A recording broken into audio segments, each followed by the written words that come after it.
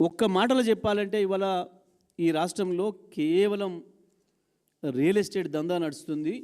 ఇంకొక వైపు ఈ ప్రభుత్వం ఒక సర్కస్ లాగా నడుస్తుంది. కేవలం ఒక కుటుంబ రియల్ ఎస్టేట్ దందా కొరకు ఎవడైనా రోడ్లు వేస్తే, రైలు మార్గాలు వేస్తే దేని కొరకు వేస్తారు, ఎక్కడ వేస్తారు, ఎట్లా వేస్తారు?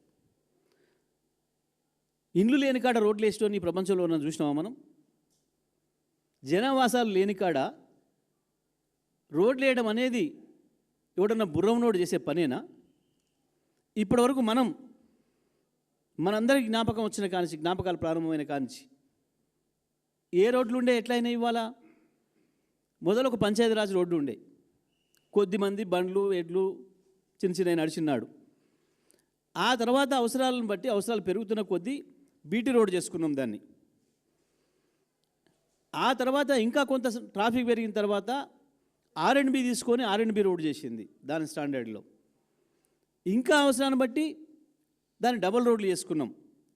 పెరిగిన జనాభాను దృష్టిలో పెట్టుకొని కేసీఆర్ గారు గ్రామాల నుంచి వెళ్ళి తప్పకుండా మండలానికి ఒక రోడ్డు, మండల కేంద్రాల నుంచి ట్రాఫిక్ ఎక్కువ ఉంటుంది కాబట్టి జిల్లా కేంద్రానికి డబల్ రోడ్డు, జిల్లా కేంద్రం నుంచి వెళ్ళి హైదరాబాద్కు తప్పకుండా 4 లేన్ల రోడ్లు ఉండాలి అని చెప్పి చేసిండ్రు. ఈ ప్రపంచవ్యాప్తంగా ఎక్కడైనా ఇదే చేస్తారు. ఇవాళ మనం అభివృద్ధి చెందిన దేశాలను కూడా అన్నింటినీ చూసి వస్తూ ఉన్నాం.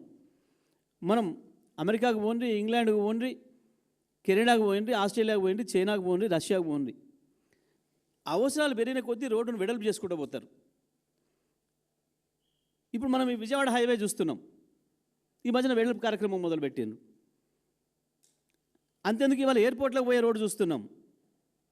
ఇప్పుడు ఇవాళ వెడల్పు చేసే కార్యక్రమాన్ని తీసుకున్నారు. ఏ రోడ్డు చూసినా మీరు కరీంనగర్ పోయే రోడ్డు చూడండి, నాగపూర్ పోయే రోడ్డు చూడండి, ముంబై పోయే రోడ్డు చూడండి, బెంగళూరు పోయే రోడ్డు చూడండి. పెరుగుతున్న ప్రజల అవసరాలను బట్టి రోడ్లను నెమ్మదిగా వెడల్పు చేసుకుంటూ పోతారు. కానీ ఇండ్లే లేని చోట రోడ్లు వేయటం అనే మూర్ఖపు పని ఏ ప్రజాప్రభుత్వం చేయదు, ప్రజల డబ్బులతోనే అసలే చేయదు. కానీ ఇవాళ లేని ఫ్యూచర్ సిటీకి రోడ్ వేస్తా, నేను మెట్రో కూడా తీసుకుపోతా అని చెప్పి ఈ ముఖ్యమంత్రి